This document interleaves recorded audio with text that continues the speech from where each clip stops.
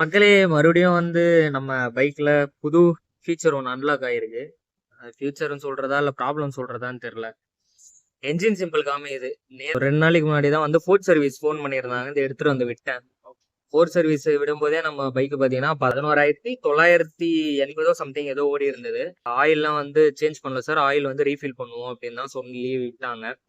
Air filter எதுவுமே மாத்தல. எல்லாமே வந்து கிளீன் பண்ணி தான் போட்டாங்க. ஒரு 40 கிலோமீட்டர் தான் ஓட்டியிருப்பேன். சென்னைக்கு போலான்ட்டு கிளம்புறேன். என்ஜின் சிம்பிளும் வார்னிங் சிம்பிளும் காமிச்சிருச்சு. சரி ஷோரூம் ஃபோன் பண்ணி இந்த மாதிரி ஆயிடுச்சுன்ட்டு எடுத்துட்டு போயிட்டு விட்டுட்டு மறுபடியும் ரெடி பண்ணாங்க. ஒரு 1 ஹவர் வெயிட் பண்ணி வாங்கிட்டு வந்தேன். மறுபடியும் சேம் அதே பிளேஸ் வரேன், அதே ப்ராப்ளம். ஃபோன் பண்ணி கேட்டதுக்கு சார் ஏதாச்சும் எரர் ஏதாவது வந்திருக்கும் சார், எடுத்துருவாங்க அப்படின்றாங்க. இல்ல ஹாஷா எதனா ஓட்டி இருப்பீங்க. 452 சிசி மக்களே. இது நம்ம ஹாஷா எனக்கு புரியல. இது இது என்னன்ட்டு நான் அதுவும் ஹாஷா கூட ஓட்டல. ஒரு 80 60 80ல தான் நான் வந்து போறேன். அதுக்கே வந்து இந்த மாதிரி ஆயிடுச்சு. கடுப்பாயிடுச்சு. இப்ப சென்னைக்கு போற பிளானும் டிராப்பு. மறுபடியும் வீட்டுக்கு போயிட்டு வந்து என்னன்னு தெரியல சார், என்னன்னு பார்க்கணும், ஒயரிங் எல்லாம் பிரிச்சுதான் பார்க்கணும் அப்படின்ட்டாங்க. பைக்கை விட்டு போங்க அப்படின்ட்டாங்க.